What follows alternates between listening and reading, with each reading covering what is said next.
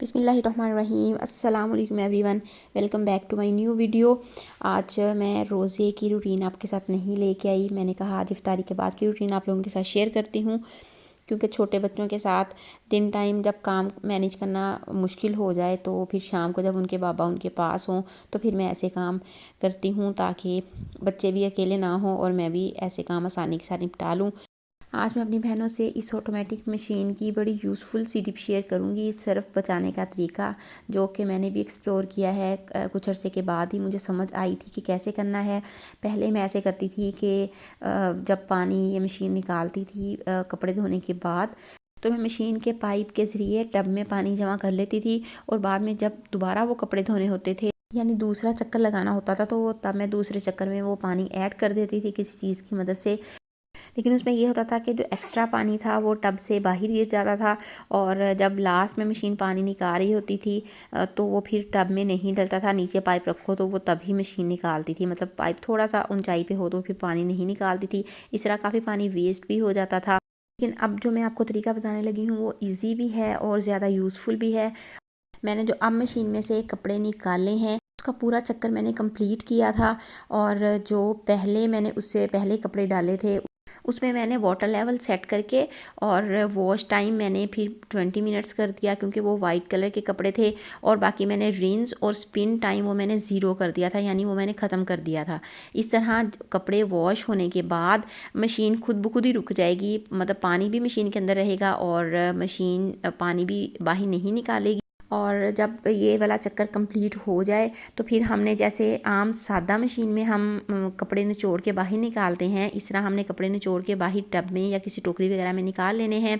और दूसरा जो इसमें चक्कर के लिए कपड़े हमने ऐड करने हैं उसमें हमने वाटर लेवल भी सेट कर देना है, वॉश टाइम भी, रिंस और स्पिन सारे हमने टाइमर सेट करके स्टार्ट का बटन हमने चला देना है।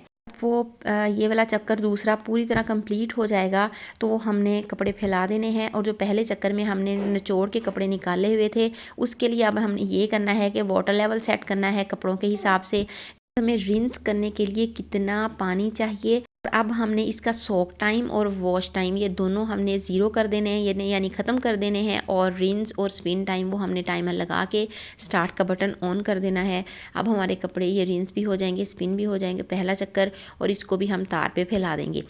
मैं तो जब कपड़े कई दफ़ा ऐसा होता है कि 2 दफ़ा कपड़े वॉश करने के बाद भी सर्फ मुझे साफ़ फील हो, मतलब इतना गंदा फील ना हो, कोई बेडशीट वगैरह फिर मैं उसमें डाल तीसरे चक्कर में 3 दफ़ा भी मैं ये वाला पानी यूज़ कर लेती हूँ, उसमें मैं बेडशीट वगैरह ऐड कर देती होती हूँ। दोनों चक्करों में हमने कपड़े निचोड़ के निकाल लेने हैं, सिर्फ वॉश टाइम ऐड करना है और रिंस और स्पिन ऐड नहीं करना। और तीसरा चक्कर फिर हम पूरा कंप्लीट कर लेंगे। वो आप लोगों की अपनी मर्ज़ी है कि एक पानी को आप 2 दफ़ा यूज़ करना चाहते हैं या 3 दफ़ा यूज़ करना चाहते हैं। ये टोटली आपकी मर्ज़ी पर डिपेंड करता है। या कई दफ़ा होता है कि कपड़े थोड़े से ज़्यादा गंदे हों तो 2 ही चक्कर लगाने चाहिए, तीसरा चक्कर में फिर वो नहीं लगाना चाहिए। लेकिन जब पानी आपको साफ़ ही फील हो रहा हो, इतना गंदा फील ना हो, तो तीसरे चक्कर में कोई बेडशीट वगैरह ऐड कर दें या कोई डस्टर वगैरह ऐड करना चाहें तो वो कर दें, जिससे वो भी वॉश हो जाए, हमारा सर्फ की बचत भी हो जाए।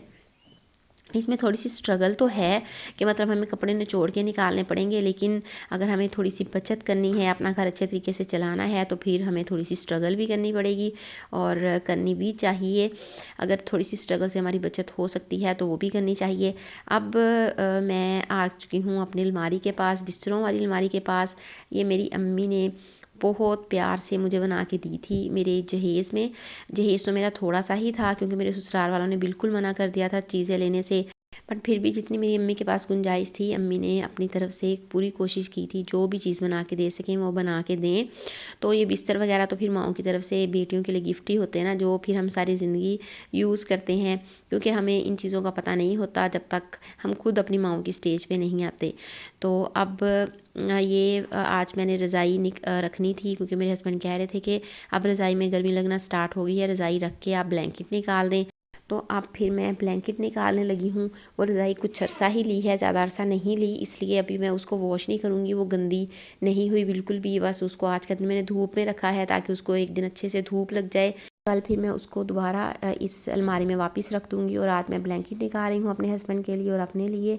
तो अब ये चीज़ें ये आप लोगों को मिस मैनेजमेंट थोड़ी सी अलमारी में नज़र आ रही होगी, वो इस वजह से क्योंकि मेरी बेटी की डिलीवरी पे मेरे ससुराल से मेरी नंदे भी आई हुई थी, मेरे सास ससुर भी आए हुए थे, तो बिस्तर वगैरह सारे निकालने पड़े थे।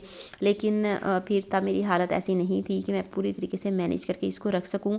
फिर मेरी नंद को जैसे भी समझ आई उन्होंने रख दी। दूसरों के घरों में जाके चीज़ें नहीं समझ सही से आ रही होती कि हम उनकी चीज़ को कैसे मैनेज करें। हम भी किसी के घर में जाएं तो हमें काम की इतनी समझ नहीं आती, तो उनको भी जैसे समझ आई उन्होंने चीज़ें रख दी। अब मैं इनको अपने तरीके से मैनेज करूँगी जैसे मैंने यूज़ करनी है। अब कुछ चीज़ें ऊपर नीचे पड़ी हुई थी, मतलब उनकी जगह चेंज हुई हुई थी, तो मैं उनको अब अपने हिसाब से सेट करूँगी। ब्लैंकेट निकाल के अपने हस्बैंड का उनका रखा ही, अपना निकाल के रखा ही। ये जो सामने आपको बॉक्स पड़ा नज़र आ रहा है, इसमें हाई चेयर है जो कि मेरी नंद लेके आई थी, मेरी बेटी के लिए गिफ्ट लेके आई थी। लेकिन अभी वो छोटी है, 2 मंथ की है। जब 6 मंथ की होकर बैठना स्टार्ट होगी तो फिर इंशाल्लाह उसके लिए निकालूंगी। ये अलमारी बहुत बड़ी भी है और बहुत यूज़फुल भी है। मतलब जब मेरी शादी हुई थी तो ये नया नया इसका ट्रेंड आया था, ये बिस्तरों वाली अलमारी का। तो तब मेरी माँ ने बड़े शौक़ से मुझे बनवा के दी थी, बहुत प्यार से और बहुत शौक़ से। सारी माएँ ही अपनी बेटियों के लिए बहुत प्यार और बहुत शौक़ से सारी चीज़ें बनवाती हैं, जो भी बनवाएं, थोड़ी बनवाएं या ज़्यादा बनवाएं। तो इसमें मतलब ये अलमारी नहीं आप कह सकते, अलमारा इसको वैसे कहते तो पेटा है पंजाबी ज़ुबान में। और इसमें तकरीबन जैसे आम पेटी होती है उस जैसी पेटी की 1.5 पेटी की जगह है इसमें। स्पेशियस है माशाल्लाह से। ये पेटी नहीं, ये उम्र यार की ज़ंबील है जिसमें आप सारे अपने ख़जाने छुपा सकते हैं। तो मेरे जो भी एक्स्ट्रा ये कपड़ों वाले बैग शैग होते हैं, ये एक्स्ट्रा चीज़ें जो मैंने नॉर्मली यूज़ घर में नहीं कर रही होती, इसको पेटी की निस्बत यूज़ करना भी आसान है। यानी पेटी के लिए आपको स्पेशल उसके ऊपर से कवर उतार के उसको ढक्कन खोल के उसके अंदर घुस के आपको सारी चीज़ें मैनेज करनी पड़ती हैं, लेकिन आप इसको बड़े आसानी के साथ मैनेज कर सकते हैं इस अलमारी को। तो इसमें बहुत चीज़ें आ जाती हैं जिसको आपने डेली बेसिस पे यूज़ नहीं करना होता। और अभी इसमें काफ़ी चीज़ें हैं माशाल्लाह, और इसमें अब और भी अभी गुंजाइश है कि आप जो मर्ज़ी इसमें रख सकते हैं। तो अभी ये जो मैं आपको जाइन मास दिखा रही थी, मेरी दादो जब हज करने गई थी तब हम स्कूल गोइंग छोटे छोटे से होते थे, तब हमारे लिए सारी बहनों और कज़नों के लिए, मतलब मेरे चाचू की बेटियों के लिए और हमारे लिए लेके आई थी। तो ये मेरी नानो जब हज करने गई थी ये जाइन मास वो लेके आई थी। तो ये भी हमारी अम्मी ने हमारे लिए संभाल के रखा, जो नानो और दादो लेके आई। ये उनकी निशानियाँ हैं। अल्लाह मेरी नानो और दादो दोनों को जन्नत नसीब करे और उनको कब्र के अज़ाब से बचाए और उनके सारे गुनाह माफ़ फरमाए, आमीन। तो ये उनकी निशानियां हैं जो कि मैंने बड़े प्यार से संभाल के रखी हुई हैं। इंशाल्लाह जब तक ज़िंदगी रही इनको बड़े प्यार से संभाल के रखूँगी। और इनको गेस्ट के लिए ही यूज़ करती हूँ, घर में नॉर्मली यूज़ नहीं करती, क्योंकि घर में यूज़ करने से भी चीज़ें ज़्यादा जल्दी घिस जाती हैं। जो गेस्ट के लिए यूज़ की जाएँ फिर वो ज़रा ज़्यादा देर तक पड़ी रहती हैं और अच्छी हालत में रहती हैं। तो ये मैं आपको दिखा रही हूँ। देखें इसके एक साइड ऊपर वाली साइड पे, एक साइड पे फ्लीस के ब्लैंकेट्स रखे हुए हैं, ये दूसरे कोने में खेस हैं, ये जायनमाज पड़े हुए हैं, और ये ब्लैंकेट है जो नॉर्मली हमारे घर में यूज़ होता है। और ये देखें इस साइड पे बड़ी बेडशीट्स हैं जो कि आम अलमारी में ज़्यादा जगह घेरती हैं, तो मैंने इसी में रखी हुई हैं। जब यूज़ करनी होती है तो यहीं से निकाल लेती हूँ और वॉश करके दोबारा इसी जगह पे रख देती हूँ। तो ये देखें नीचे रज़ाइयाँ हैं, ऊपर गद्दे हैं, और ऊपर मेरी डबल रज़ाई है जो कि विक्की रुई वाली है, मतलब जो बेडशीट के साथ होती है वो वाली रज़ाई है। और इधर बैग पड़ा हुआ है, उधर गिफ्ट्स पड़े हुए हैं कोने में। 3 या आई थिंक सो 4 ब्लैंकेट्स हैं। एक तो मुझे अपनी चीज़ें भी याद नहीं रहती कि कौन सी चीज़ कितनी है, रज़ाइयाँ कितनी हैं, गद्दे कितने हैं। हमेशा याद भूल जाता है मुझे। मेरे ख्याल 3 ब्लैंकेट्स हैं या 4 ब्लैंकेट्स हैं शायद, जो नीचे कोने में पड़े हुए हैं, बिल्कुल न्यू गेस्ट के लिए यूज़ होते हैं। और ये सारी चीज़ें जिनको अलमारियों में रखने की जगह नहीं होती, और उनको मैंने इधर घुसाया हुआ है, और फिर जब ज़रूरत पड़ती है इनको यहीं से निकाल लेती हूँ बहुत इजीली, कि मतलब कोई एफ़र्ट भी नहीं लगानी पड़ती। अलमारी खोलो और इसमें से जो चीज़ निकालनी है या रखनी है आप रख भी सकते हैं, निकाल भी सकते हैं ईज़िली। आपको किसी और बंदे को साथ लगाने की ज़रूरत भी नहीं पड़ती। ये देखें जी माशाल्लाह बहुत बड़ी सी अलमारी है। और ये 5 साल पहले मेरी शादी में आई थिंक सो 24,000 की ये बनी थी। तो अब यही हिसाब लगा लेंगे, अब हम आज के दौर में इसको बनवाएंगे 5 साल के बाद, तो ये तकरीबन 50-60 हज़ार से कम अलमारी कभी भी नहीं बनेगी, क्योंकि इसमें बहुत अच्छी चादर यूज़ हुई हुई है, जो कि हर पेरेंट ही कोशिश करते हैं कि अपनी बेटियों को जो चीज़ भी बना के दें तो वो अच्छी से अच्छी हो, और जो कि ज़्यादा जल्दी ख़राब भी ना हो और लाइफ टाइम चल सके। तो अब उसके बाद ये दोनों काम करने, कपड़ों का और अलमारी का काम करने के बाद मैं किचन में आ गई। अपनी बेटी को सुलाया, छोटी को, और उसके बाद मैं किचन में आ गई। बड़ी बेटी अभी खे रही थी, वो मेरे साथ ही लेटती है जब मैं लेटती हूँ, जब तक मैं ना लेटूँ वो भी लेट के नहीं सोती। तो अब मैं इधर दूध को जाग लगा रही हूँ, दूध को जाग लगा के रखूँगी, और फिर उसके बाद थोड़े से बर्तन हैं वो वॉश करूँगी। आज बर्तन थोड़े ही हैं क्योंकि आज इफ्तारी थी हमारी मेरे जेठ की तरफ, यानी हस्बैंड के भाई की तरफ थी हमारी इफ्तारी। मैं अपने घर से पास्ता और दही बड़े बना के ले गई थी। वहाँ भाभी ने भी काफ़ी चीज़ें माशाल्लाह बनाई हुई थी, 5-6 चीज़ें बनाई हुई थी। तो मिलके हम सब ने बैठ के इफ्तारी की, बातें शातें की, इंजॉय किया। और जब नमाज़ का टाइम हुआ तो हस्बैंड हमें घर छोड़ कर खुद नमाज़ पढ़ने के लिए चले गए, और मैंने ये फिर काम शाम स्टार्ट कर दिए। थोड़े ही बर्तन थे, और साथ ही मैंने अपने लिए चाय भी रख ली। मैंने कहा साथ ही बर्तन धुल जाए और चाय भी साथ साथ ही बन जाए, चाय तो फिर ज़रूरी है ना।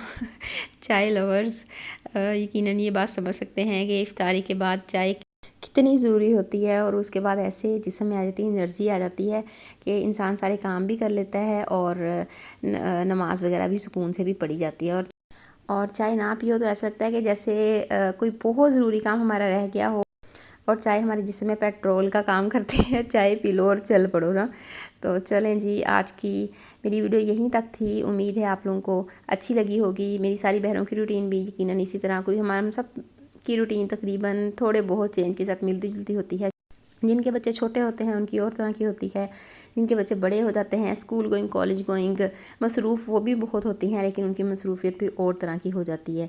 अब मैं चाय के साथ डोनट इंजॉय करने लगी हूँ, कि भाई की बेटियों ने बनाया हुआ था। ट्विन्स है माशाल्लाह 9th क्लास में, और बेकिंग और कुकिंग बहुत ज़बरदस्त किस्म की कर लेती हैं। तो उन्होंने आज भी बड़ी मज़े मज़े की चीज़ें बनाई हुई थी। वापसी पे फिर भाभी ने मुझे कुछ इफ्तारी में से चीज़ें दे दी कि आप घर जाके खा लेना, घर जाके भी कुछ ना कुछ खाने को दिल करता है चाय के साथ। तो अब मैं ये डोनट मज़े का, वहाँ भी मैंने 1.5 डोनट खाया था, मुझे ये इतना मज़े का लगा था। उनसे रेसिपी भी मैं पूछ के आई हूँ, इंशाल्लाह मैं भी किसी दिन ट्राई करूँगी। और अब मैंने कहा, फिर मेरा दिल ललचाया, मैंने कहा चलें यार हाफ़ डोनट खाते हैं, हाफ़ सुबह खा लूँगी, सुबह खा लूँगी, अगले दिन खा लूँगी।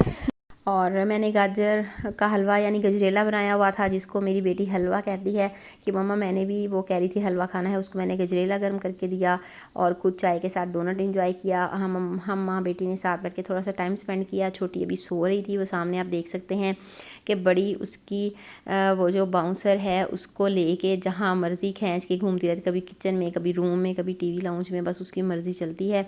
मैं काम करती हूँ और वो बहन के साथ इस तरह इंजॉय करती रहती है। बहन भी कभी शरीफ हो तो फिर हमारा शराफत में भी दिन गुजर जाता है, और कभी हमने पिट स्याबा डालना हो तो फिर सारा दिन रोने धोने में भी गुजर जाता है। बस इसी तरह लाइफ चल रही है। हमने प्यार मोहब्बत से और सारी चीज़ों के साथ मिल के ही अपने घर को जन्नत बनाना है। और यहाँ अब मैं डोनट इंजॉय कर रही हूँ, साथ चाय इंजॉय कर रही हूँ। अगर आप लोगों को मेरी वीडियो पसंद आई हो तो काइंडली मेरी वीडियो को लाइक और शेयर कर दें, और प्यारा सा कमेंट भी कर दें। और अगर आप मेरे चैनल पे पहली दफ़ा आए हैं तो मेरे चैनल को सब्सक्राइब कर दें। आप लोगों को इसी तरह अच्छी अच्छी घरेलू सी वीडियोज़ देखने को मिलती रहेंगी, फैमिली ओरिएंटेड सी। अब मुझे इजाज़त दीजिए, अल्लाह हाफिज़।